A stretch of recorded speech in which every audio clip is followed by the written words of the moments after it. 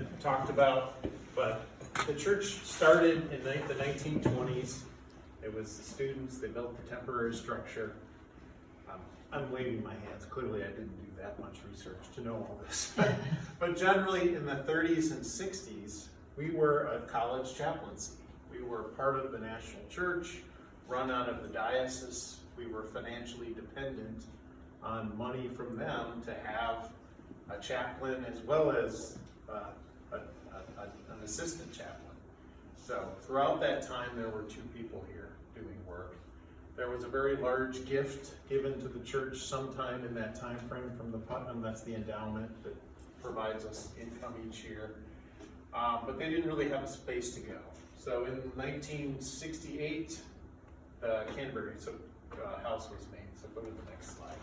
This is a picture Sean gave me. This is 1955. So this is that old house. Where'd you get that, Sean? Clearly it's not. Bill Kitch sent me that Okay. picture. Okay. So that's what they had. And that was a house that was falling apart. So It matches the lean-to just perfect. yes, it does. Basically, I mean, literally, it was the same building that was on the back of the church. So yeah, there's point to the top of it again, Jamie, the lean-to. Yeah. Imagine this building. Imagine like Wizard of Oz house. That's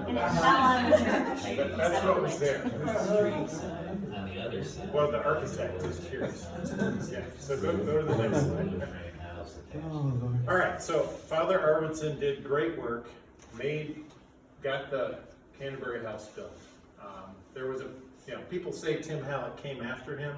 There was actually a period of transition there. We won't talk a lot about it, but Matt Frank has read through the minutes. There was a lot of arguing in that interim period. It was a very difficult time. 70s. Yes, in the early 70s. Rain came, cleaned everything up, and went through and was in the process. You were here when Tim was hired. So Tim came, he lived upstairs with his 2 kids. It was the 70s, you hire a priest, you stick him upstairs. That worked great until one of the kids ran out in the middle of the street. It's the story I've heard. And they were like, okay, we need to get a rectory. So the church purchased a rectory at that point. It was never, while I was treasurer, it was never clear to me until Tim was leaving that we owned that house. But it was our house. So anyway, so it was still a college chaplaincy. It was still very dependent on the national church and the diocese. In the 70s, the support from the national church and diocese for college chaplaincies was going away across the whole country. So at that point, it was important to transition. Well, if you wanted to exist, you needed to get money somewhere else. A way to support a church is to have a congregation and get money from the congregation. So that transition occurred in the 80s, gave us autonomy. I do want to bring this up. During the rector search in 2012 and 13, there were more than 2, I think there were 3. There were 3 spouses who came and were interviewed and looked at me and said, just to be clear, you're hiring my spouse. I'm not coming here to be an assistant chaplain. For free. For free.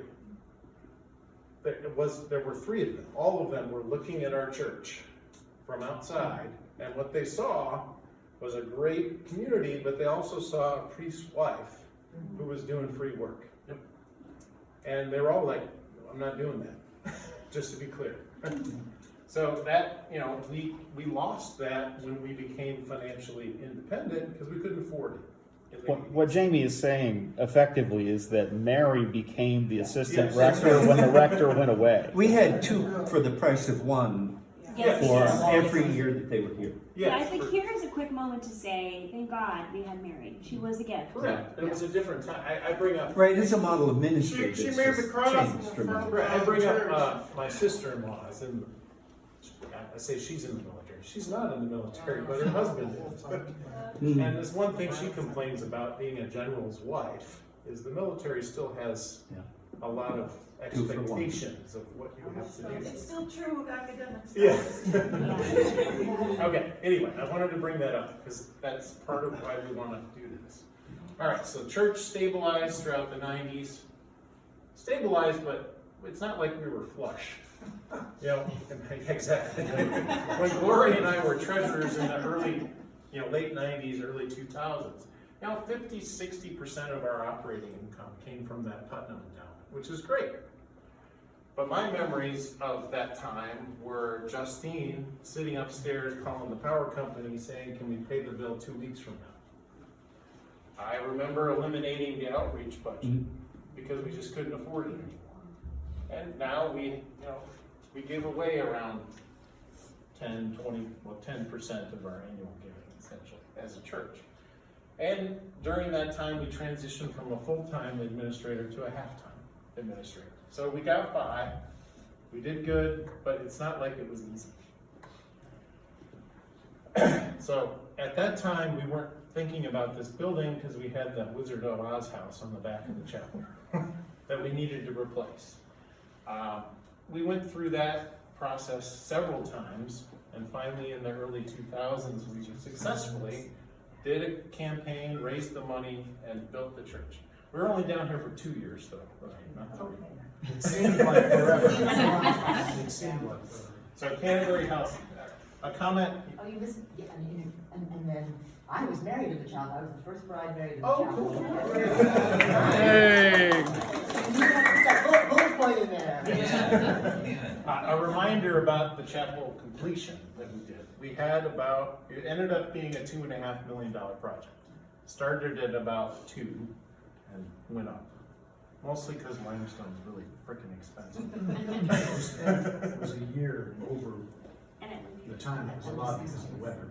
Correct. Well, and it was also Steve. I always wondered why it took so long because it took 2 years to build it. And one of the things Steve brought up is it was such a vertical environment.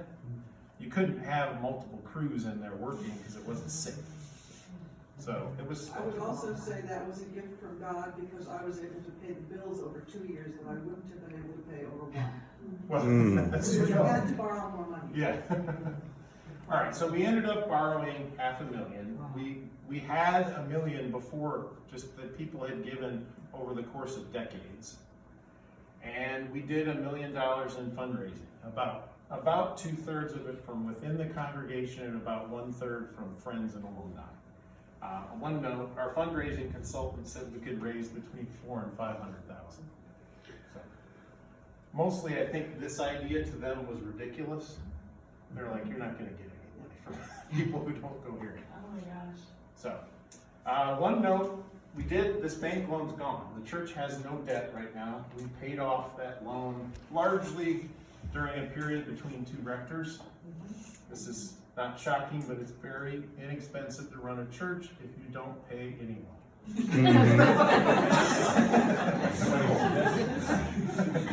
Not good long term. But actually, I'm going to take credit. Sean patted my back because he said when he left his old church, they cut their annual giving. I was like, why would they do that? People are used to giving. You got to pay down debt during that time. So that's what we did. So all right. So I want to say one thing about the alumni giving. So I was working at General Theological Seminary, and I got my note from Tim, and I had very little money. But I was determined to give money to the chapel completion fund. I think I sent $25. But I didn't want to not give. It was really important to me that I do that because I wanted the chapel to be completed so badly. And so I just want to say that I understand why the consultant said that, but it was really important to a lot of us who had gone through here that we helped give. Yeah, I mean, it's I would like to point out that I do not come from an Episcopal tradition. My husband brought me in, and he lived up in the suburbs of Chicago. And when we would go back to reunions, the number of times that people said, "Oh, I know the chapel. Oh, I know the chapel. Oh, I went there." So I think that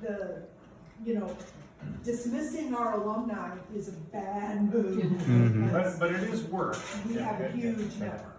How many people are on our alumni list at this moment? I don't know. I couldn't tell you off the top of my head. It's 400 or 500, I think. That would be a project. All right, so the present condition for the church, Gloria and I can say it's way better now.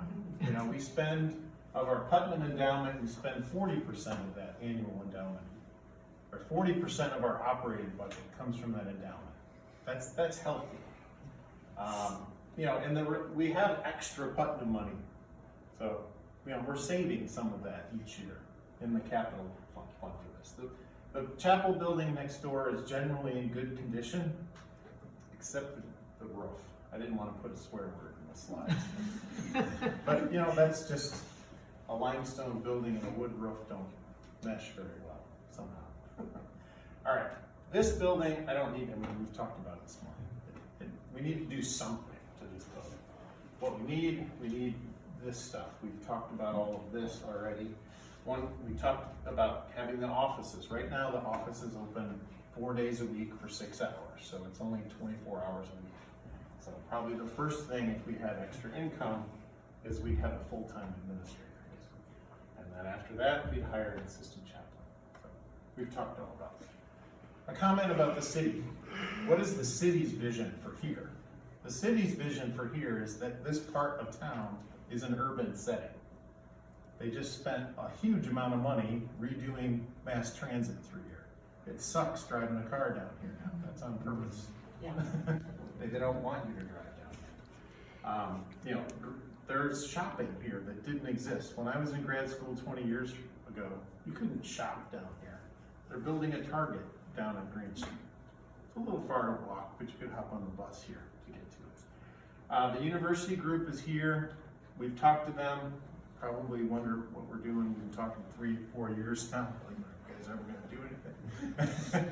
One thing they keep reiterating is that yes, occupancy rates can fall in town, but when we are renting their hundreds of apartments, the closer you get to campus, the higher it is. At one point I was like, well, aren't we a little too close to campus? And he kind of laughed at me. He's like, no, you can't be too close to campus. So for their properties that are very close to campus, they rent all of them. And that's one thing they have reiterated. All right, so here's a few examples of their properties. So these are, you know, older 1980s style properties. They kind of show 2-bedroom, 3-bedroom, 1 bath. So these are not as nice as what we're looking at, but I wanted to show you. But the point is they're all rented. These are up near Engineering Quad, up on Wright and Stoughton. This is another building. This is right next to the parking lot that we're just talking about, just over here on 6th Street. It's actually the building, there was a big uproar a few years ago because they wanted to tear it down. I would tear it down. But so this was more the example they gave us, which is these are brand new apartments. They were built a year and a half ago. They're 100% leased. This is the price range that they get for those. So my coworker Caroline and I are like, back when I was in grad school, I'm like, Caroline, that was 25 years ago. I paid $500 a month in rent. That's 25 years ago. So these numbers can be shocking if you went to school here a long time ago. But if you look around for new buildings, they cost a lot. I mean, some of it is that college students are very wealthy demographic. They just are, yeah. There's also Presby House, you know, they did theirs. That's the next slide. Right, okay. But what I was going to say is that they found that over the summer, when they would often be losing income because places like that do, with the students gone, and they don't want to have to figure out sublets, and so sometimes they won't rent at all because of that issue. What they did is they reached out to all kinds of places on campus that had groups coming in, and then they would charge them for using those rooms to put up the individuals in groups. Yeah, thanks. So go back to the previous slide. So all of what we're presenting here in the buildings we're looking more at renting them for 12 months. If you go to the next slide, it's Presby. Both Presby and Newman are a different model. They're catering to freshmen and sophomore folks who need to live in certified student housing, they have to have a meal plan. It's a 10-month lease instead of a 12-month lease. So comparing these numbers, it looks like a lot, but they get food too. So my point of bringing these up is what we are talking about is not this business model. So it's very different. It's, you know, a shared space with 6 bedrooms and 2 baths. It's closer to a dormitory than a pure 1 or 2 bedroom apartment. But, so I put these up because I know that we're aware of them, but I don't think that is what we're talking about.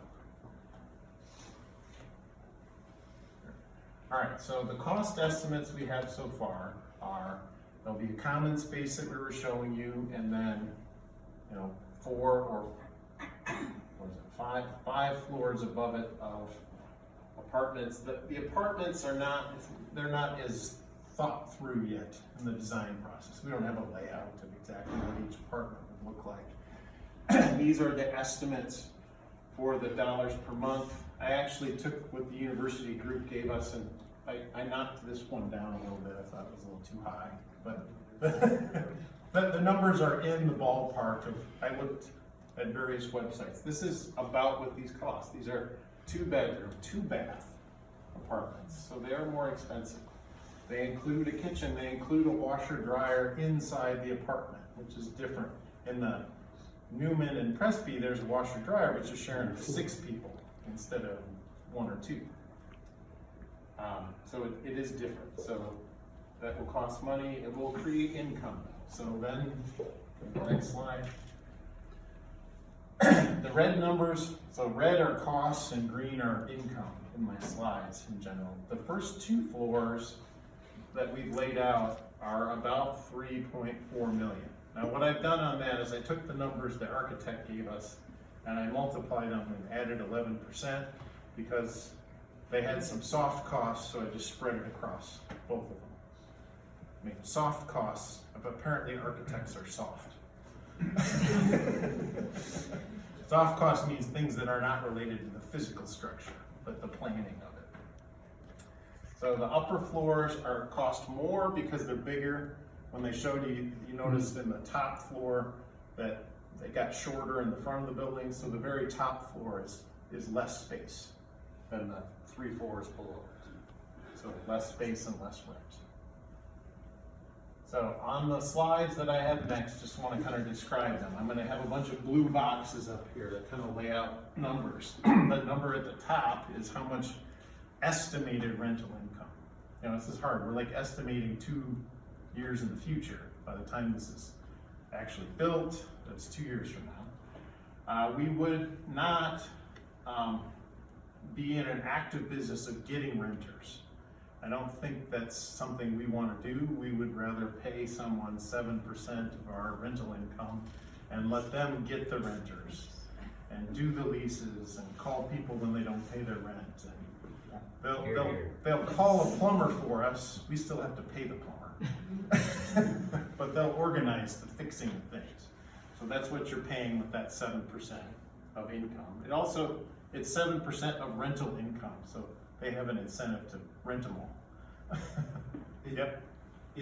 Would there be a representative of the management company in the building during some hours, or would it? No. Okay. There will be a phone number and an email and a website to log complaints about things breaking, I'm guessing. I assume that a rental company would just wrap it in, even though they don't own the building, they just put it in their system like they do.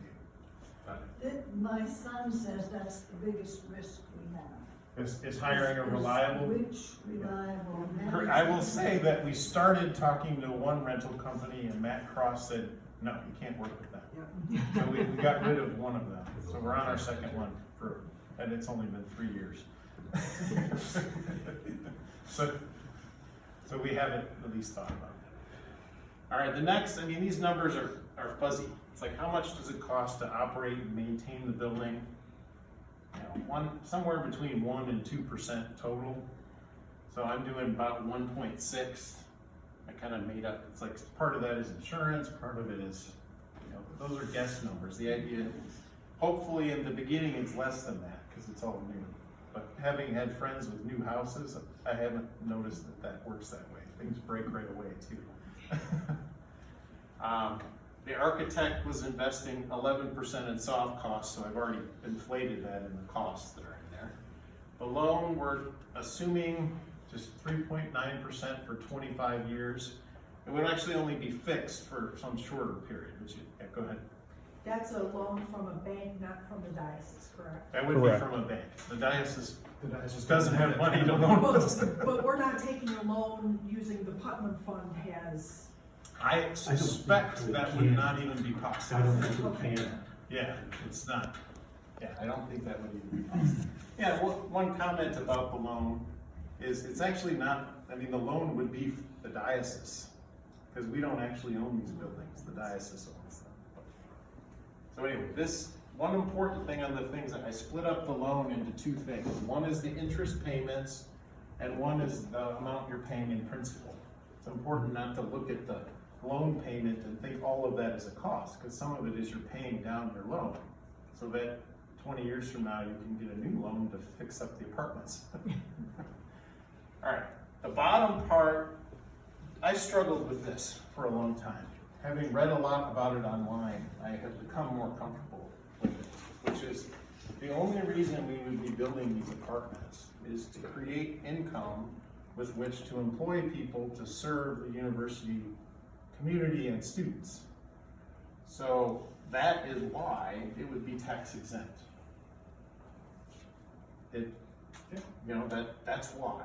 At first I was like, well, how's that work? It's weird in a way, because I know that when I looked it up, like our parking, we pay property tax on parking. Because in Illinois, literally the example they give of what is not tax deductible is a church in downtown Chicago that sells parking in a parking lot. So the reason that's not tax deductible is because giving people a place to park is not really serving them. Whereas providing services and outreach in a religious manner in our society is tax exempt. Yeah. Has there ever been a challenge? Not that I'm One aware thing of. for Carl was, Well, the college, Well, Carl just won their case. Yeah, no, they didn't, but they're appealing again. well, they I'm keep, really- Carl's different. yeah, Carl's different, the church. I'm really I- asking, I'm asking about it, because these have gone up on many campuses. Correct. And I've just wondered if there has ever been a tax challenge. I am not aware of one, but I'm not, you wouldn't ask me. I mean, So I'm not close to it. There were conversations 15 years ago, I want to say, we went back and forth over the taxability of the building, and there were pros and cons in either direction. Yeah, I mean, it's one of the reasons we would need to own the building. So like early on talking with the architect, they were like, well, you could just let someone else build and own the building, but actually you can't. We need to own it. Because otherwise the tax exempt won't work. So it's the same reason, honestly, go back to Father Sean, when he came. I didn't completely understand this. I was like, it would be great if we'd have to deal with a rectory and just let priests take care of their own housing.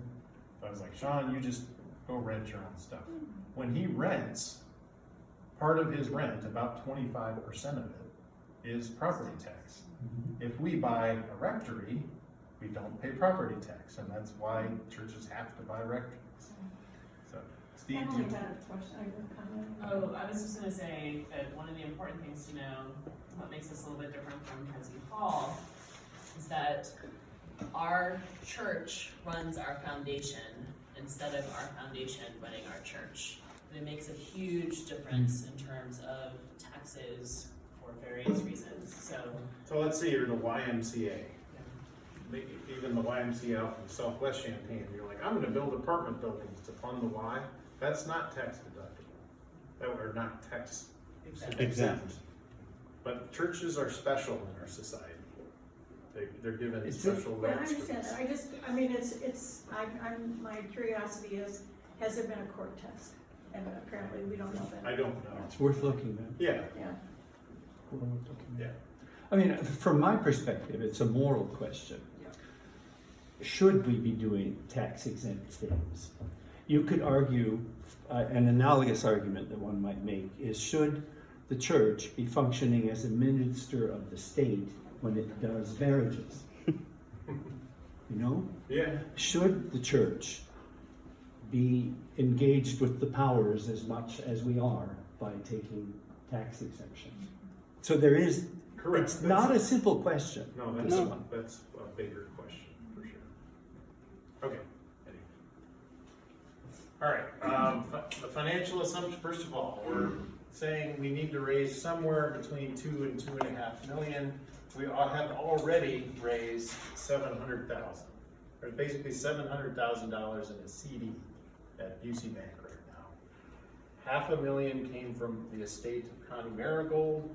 The rest of it essentially in the last 4 or 5 years, because we're more financially healthy, the Putnam Fund, we've been saving 40,000 a year or so. And that's why it's at 700 right now. So we would need to raise inside money we don't have, somewhere between 1.3 and 1.8. And, you know, the hope would be to get 25, 30, 33% from alumni again. Again, we just have to see, would it work? So essentially, it's the same price when we did the chapel. Yeah, it's in the ballpark. It's in the ballpark. It's not the same price though, because we're gonna build apartment buildings, so it's way more expensive. It's just the space we build will also generate income. Go ahead. Yeah, see, the vestry, my wife Amy is looking at the same consulting firm that came last time that kind of talked us through this. We may work with them again. They're probably gonna come in April. We're not sure exactly what date yet. It's literally the same company. They got bought by they got merged. Absorbed with. They got absorbed by the Episcopal Church itself. But then the Episcopal Church last year was like, we don't want to do that anymore. We're going to put everything online and have virtual capital campaigns. For guides. So those people are now kind of leaving again. So they're kind of in a transition. Well, they're just our principal consultants who are going to now start. Yeah, the woman was working for the Episcopal Church Foundation, but she lives in Indiana. So she's like. And she and 2 others are gonna. Yeah. They were given the blessing. What she said to me is they were given the blessing of the Episcopal Church Foundation To go continue doing what they're doing. Continue doing the work. As long as the Episcopal Church Foundation doesn't have to pay their wage. Great. So they're going to. Yes, that's correct. All right, so on all of the figures I'm about to show, I'm assuming a $2 million capital campaign. So I mean, essentially that, you can think of that $2 million as funding, 40% of, well, not quite 40. Yeah, no, more. 60% of the common space that we would use. So it's gonna cover that. So let's say we didn't want to build any apartments, because that's where I was about 4 years ago. Why would I want to do that? And so you would have 0 income. You wouldn't have to pay management for apartments because there is none. But we would need to get a loan. We'd still have operating expenses on the value of the building. We'd still have insurance. We'd have the loan. And then the bottom number here is basically the leftover cash flow from this that we could spend on new staff. And it would be negative, which means we would need to raise in our annual giving an additional $140,000 per year to pay that off over the course of 25 years. That would be no new staff, just the That's money we no have to new raise. staff, just build a new Canterbury house. Does that include the money that's raised from the 50,000 that we receive from parking and people No. upstairs now? So it might even be more than that. Oh, that's true, because you're right, Lose because the we would parking. lose that parking and rental income. Correct, yeah. All right, so building the first 2 floors, and say, let's only build 2 floors of apartments. And so now we have some rental income, the same idea, but it still doesn't work. The cash flow is still negative. All right, so now we go to the next. Let's put in 5 floors. Why did we choose 5 floors? Because that is the maximum height illegally allowed by new zoning codes. So is that a fair statement? Yes.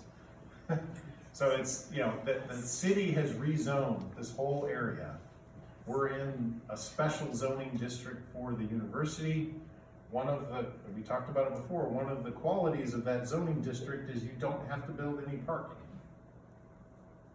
which is very expensive. So at this point, essentially things are doing better so that we may have enough cash to pay a new staff person. What I told Sean is, we're not gonna do that the first year.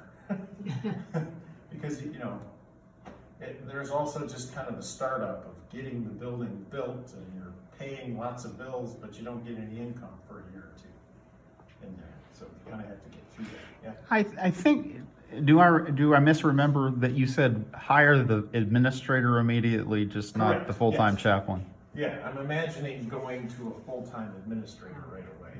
Because, you want to have the building open, just have people to use. But a chaplain would be a longer term. The other thing to realize is every year, we're paying down that debt. So it's not really cash that we can use, but it's, equity that's building up. So go to the next slide. So what would, this is the rosy picture. I'm gonna go to the what if things were terrible next. But the rosy picture, in 5 years, every year you're paying down the principal. The interest costs keep going down. After 5 years, this is all somewhat voodoo because you're looking at 7 years in the future, but you're paying down that debt. You're in a more secure position where you could go hire a chaplain, an assistant chaplain. If you look 15, 20 years in the future, this is that sounds great, but at some point you're gonna have to remodel the apartments. So a lot of that is not like, oh, cool, after 25 years, we'll have $8 million we can spend on ourselves. No, we'll have to completely gut and redo the apartments at some point. And that's where we would lean on the management company to tell us, when do we do that? Hopefully we wouldn't need to do all of it at once. No, that's my next slide. Yeah, so I would envision like doing 12 floor rooms a year for 5 years. I assume, is that about right? 20, 25 years? Yeah, if you looked at them, I meant to mention it, but the apartments right over here that were built in the 1920s, they were most recently modeled in the 80s. Probably that's why they wanted to tear the building down 2 years ago. Because we did not want that. Oh, you didn't? Okay. No, the university was trying to integrate it, and then we added registered. Okay, okay. We saved it. You saved the building. Come on, Jamie. I wanted him to tear it down to build parking so we didn't have to worry about parking. We're gonna do a major renovation over there and update them all. So it's around the 20, 30, 25 year. And I honestly, I don't think it was remodeled in the 80s. Okay, it's been more recent. I think it's all original. It's older, okay. What about when we're talking about nursery? Okay, anyway, go to the next. All right, so then Steve was like, you need to be honest and give him what if things are just terrible? So 5 years from now, the expenses came in higher, the rents are 15% lower, something just really bad. So what would the cash, I'm gonna give you a cash flow for what would be in year 1. And it's not good, but these are really, really bad things happening. So go ahead and go to the next slide. So if this happened, let's say the building was 10% more expensive, that's possible. And rental incomes were 15% lower, I don't suspect that will happen.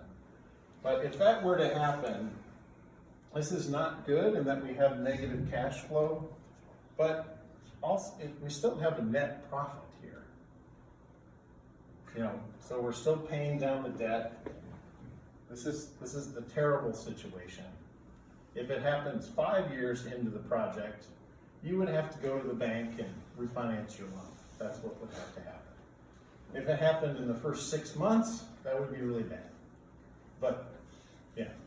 I'm just wondering, I've been waiting to hear about custodial expenses. Are we planning to have a full-time custodian on staff or a half-time or? Yes. I would assume that's part of the management fee, isn't it? Yeah, it's something you guys would pay for, but we have employees who, do our grounds and common areas. Covered under the 7%. Yeah, so we would have a custodian to do the first 2 floors. I mean, it's possible we'd contract with them to do it. Who Yes, knows? that would be something that we would be responsible for overseeing. Of the apartments, Yes, for the sure. common areas in the apartments and turning over the apartments every year when new residents move in. We would take care, that would be a direct expense to the property. That makes sense. So that's part of the 7%. That's part of the 7%. What's not part of the 7% is it needs new carpeting in the apartment. No, the cleaning is not part of the 7%. No, but We we'd have employees who would do that, but you guys would pay that hourly. okay. I assume that's part of the 1%. Yes. Yes. And I would step in this time and set expectations relative to the numbers. These numbers for construction are based on what we know today. Right? Yeah, of course. Best guess. So I want to make sure that these numbers aren't completely ingrained in your head. We have not understood what's underground and those kind of things. So we give our best with our experience in terms of construction and their experience in terms of construction. We have given it, and there is some contingency in there as well. But that doesn't mean that you won't know the true cost of this building until it's bid. Correct. We can't bid it until we pay somebody to make much more detailed drawings. I just want to make sure that To that bid that against. expectation is Yeah. thrown out there relative to that. Is it 10% higher? If steel goes up or some strange thing in the marketplace that we have no control over happens, then yes, that might happen. But in terms of the best information we have today, in order to help you make this decision, we're pretty comfortable with it, but that doesn't mean it's been bid. Just want to make sure And that. see if I have, no, actually the last one's just, yeah, I mean, the process would be, we decide whether this is what we wanna do. We'd start talking about doing a capital campaign. We would pay architects to make better drawings to go get bids. But you wouldn't make a final decision. For those of you who are here during the capital completion, we went through that. We did the capital campaign. We sent the bids out for drawing, and oh crap, in that case, they were 20% higher. Basically, nobody knew how to estimate what that building was cost, because nobody builds a building like that.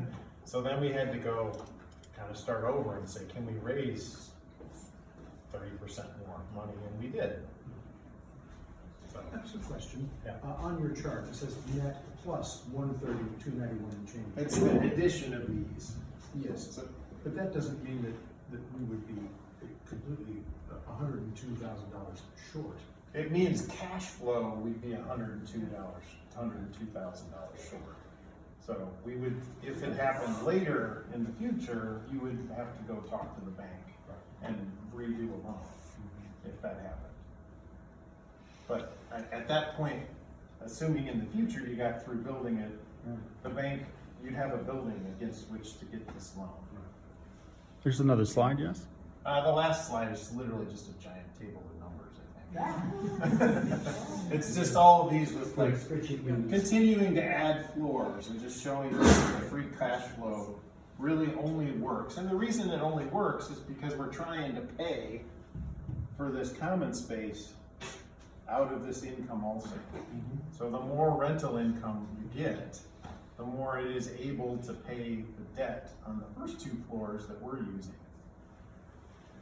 It's also the reason the city has a height limit for zoning.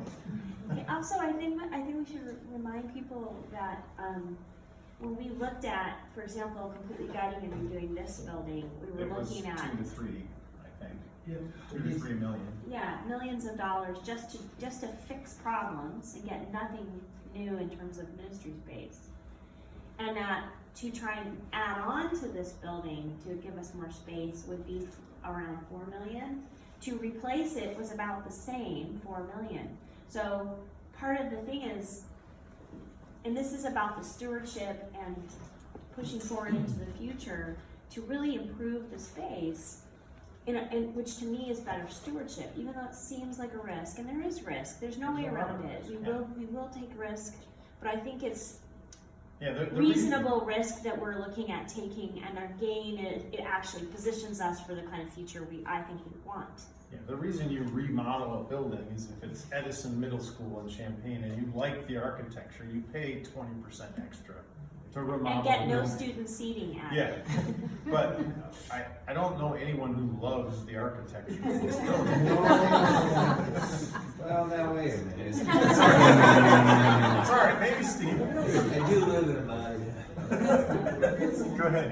One question that's been rolling around in my brain of late is why we are focused on apartment rentals and not office space rentals, since we sit in a place that is hungry always for office space. It is hungry for office space and the things Steve talked about for like students, things, and for faculty to use it. But the problem is those people don't want to pay for the office space.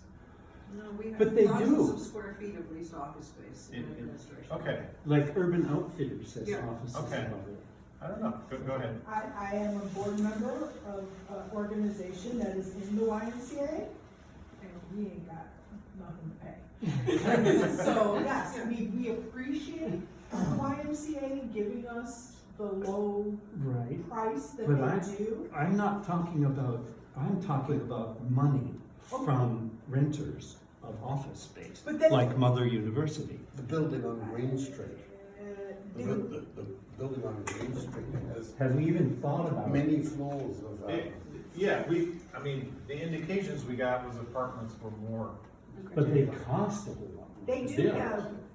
have office space over there for the OIIR for the Okay. university. And But I think the answer is we don't know that. I think there's a piece of it that has to do with mission, David.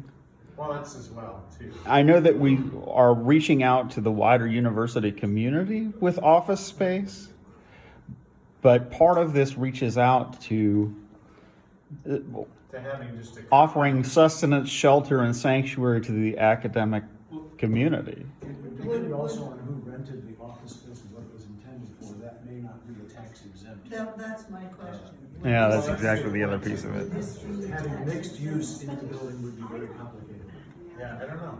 Well, I'd just like to ask the question, Right. why we are focused on residential property, and if any thought has been given past that.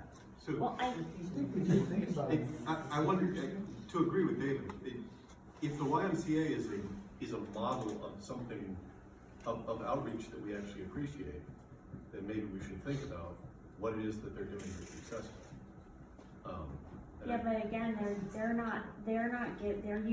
allowing use of some of their space, Which we could do as well. which we could do as well, but it's not like they have tons of space, and they have renters too. They have basically like old school dorm rooms with like single bathrooms shared. They only rent to men because they don't have the ability to house. Right. All I'm doing is raising that. Yeah, no, It's a good question. The nature of the Yeah, space. we looked closely at parking, and that was Yeah, terrible. and Yeah. I think we also talked about retail. We talked about That retail was as well. not- but that, no, I mean, that Yeah. happens, everybody does that and they're all empty. Yeah. Retail doesn't work. No. A liquor store. There's your tax exempt. Horace Father Tim was never said a meth lab. Coffee shop. Yeah, You want meeting people in the student needs. plaza, all the coffee there. We can look at that too. I think it's worth looking. Yes. Yeah, go ahead, Ian. Well, yeah, but, I mean, that's not a question that's an easy one, at least for me. Rick, like the building in, on Sixth Street, the brick building.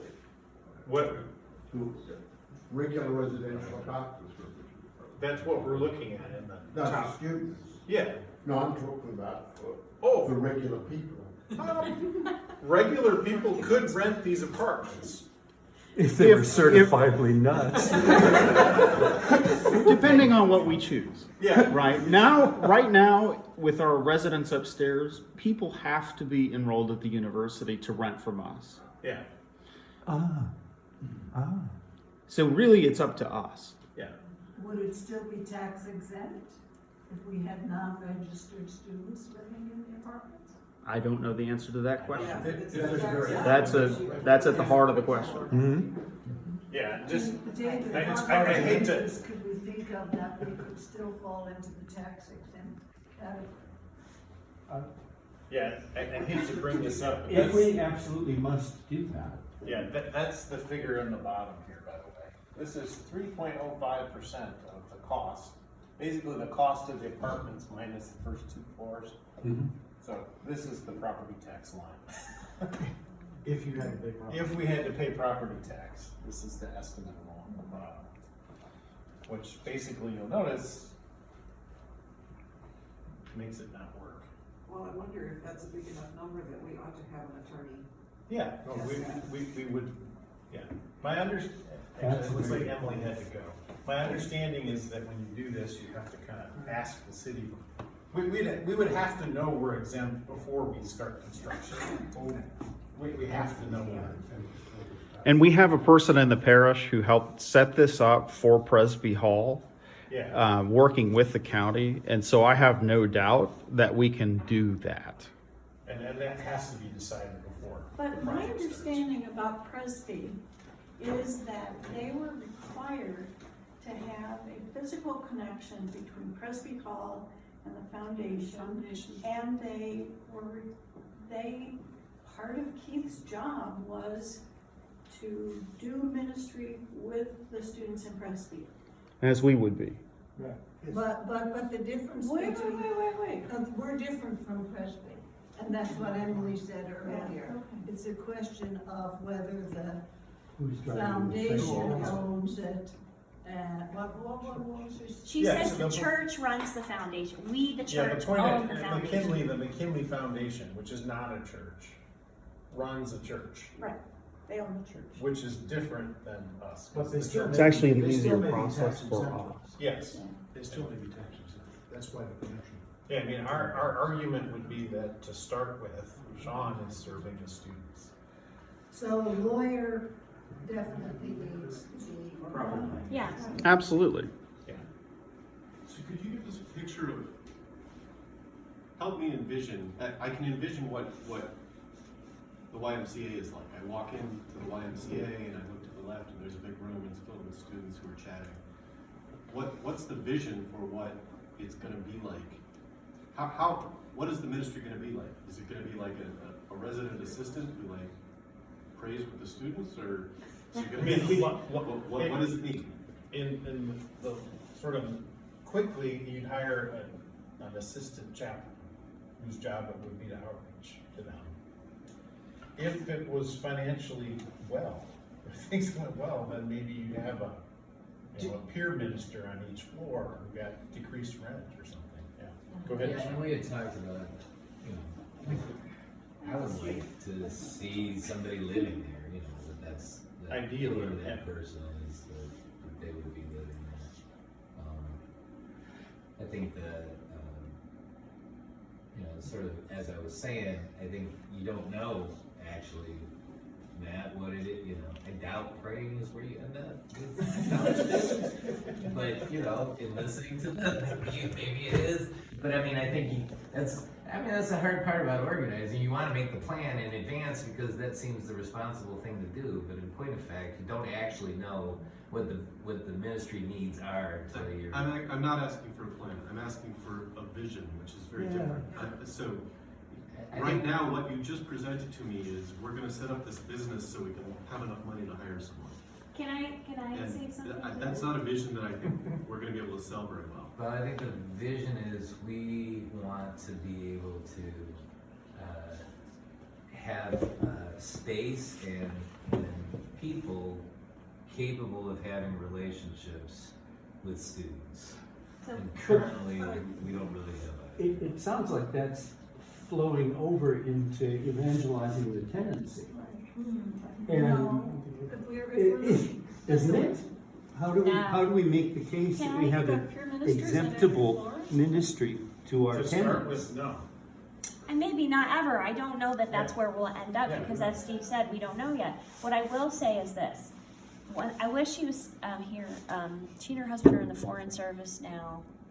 She was here for a while, and she had some really important, because she had been at one of the house, like, what was the one in Chicago? Anyway, You're thinking of Katie Graham? Yes, Katie Graham. But she talked about it, like, right now, Sean is essentially doing part-time as a parish priest and part-time as a chaplain, right?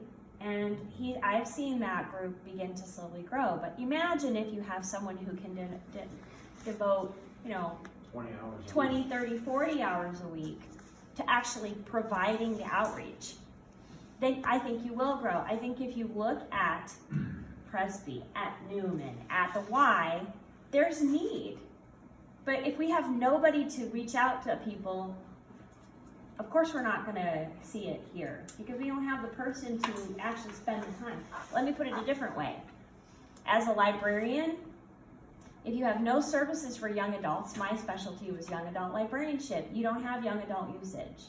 But when I was working, and specifically my job was to spend time doing displays, talking to young adults who did come into the library, my increases in circulation were the biggest. Why? Because there was a person dedicated to meeting those people, to being there, to going to the schools and saying, here's what we have to offer. But if you have nobody to get out there saying what's available, we don't have to, I don't actually have to think about evangelizing on the floor. It's just a person to put, programs together and then communicate out, here's what we're offering. I think we have to be optimistic and willing and believe that if we put ourselves out there to that community, they will come back. It will bear fruit. I almost think of this as more like the Allen Hall model, What's Allen Hall? So Allen Hall, they have it's on campus, and I don't mean the apartments, but I mean in terms of one of the attractions of Allen Hall for the students that live there is that there's these people that are there, and they're often interesting authors or activists or artists, and it circles through, and it creates this possibility. You don't know what, right? And that's part of I think the genius of it is that it's not boxed in as this is the programming. It's more like by placing them in context with one another, it provides these opportunities for the students that are living there to have conversations, develop some kind of relationship, learn things from these people that are that are there to be there. I also have a friend who's a professor at UCLA, and you can't afford to live there, right? So they have 2 daughters, and the only way they've managed to live is to live on campus. And so UCLA gives apartments to a certain number of faculty with the expectation that they do some programming with students. And it's, it is constantly changing. He's done it now for like 8 years.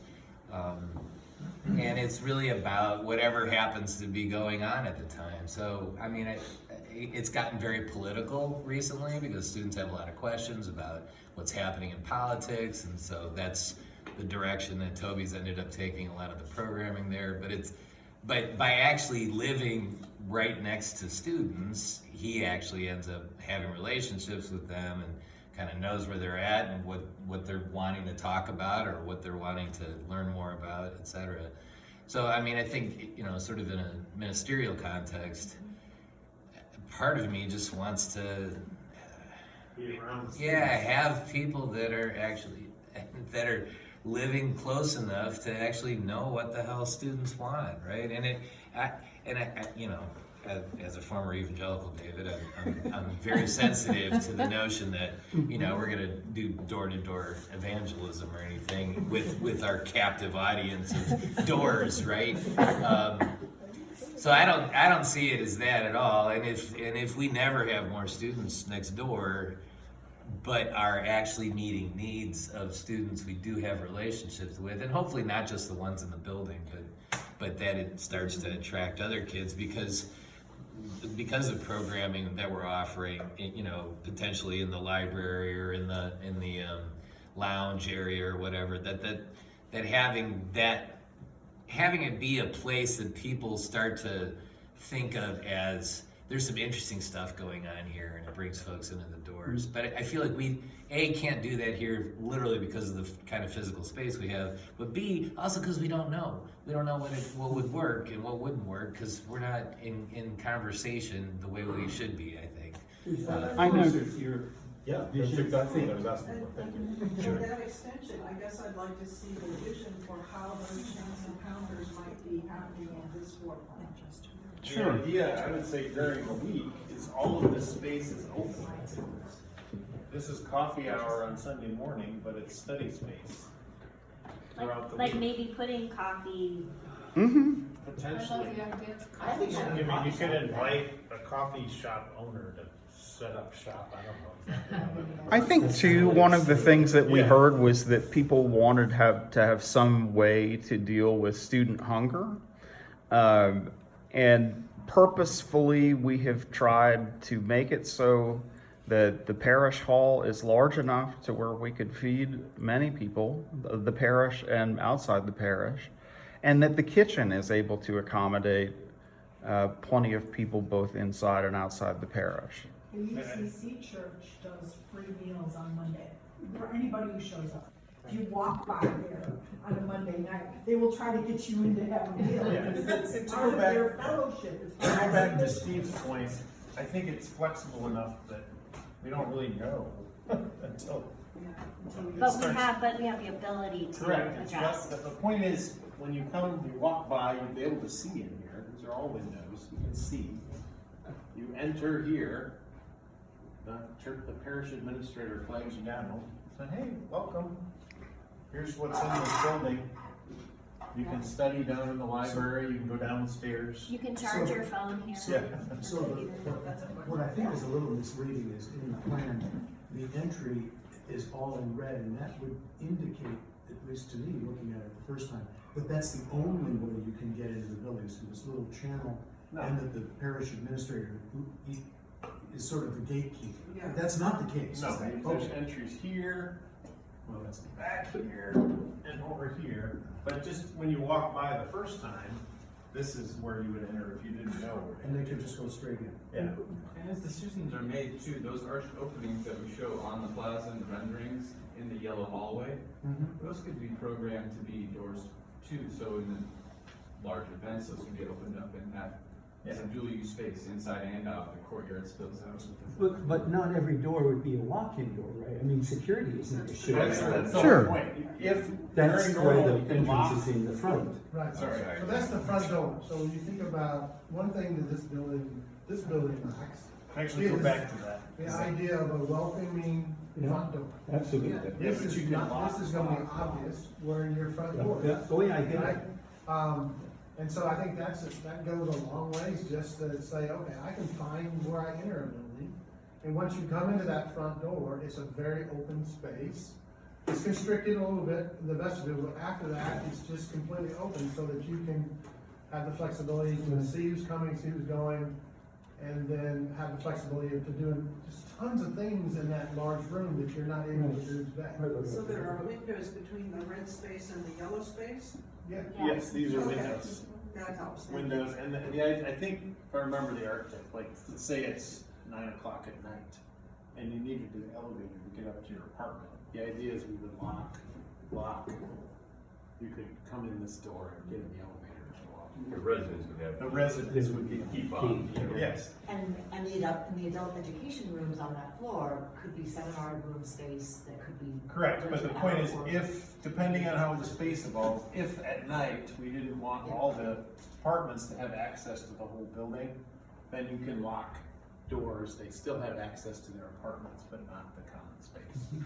So at midnight, they couldn't come down. Or maybe we leave it open and let them come. I think one of the other things that could be considered is, I wanted to say about Allen Hall, that when they have, it used to be that when they had really special people coming, they would reach out to alums and the money poured in. So, and that's just from living in the space for a couple of years. So, but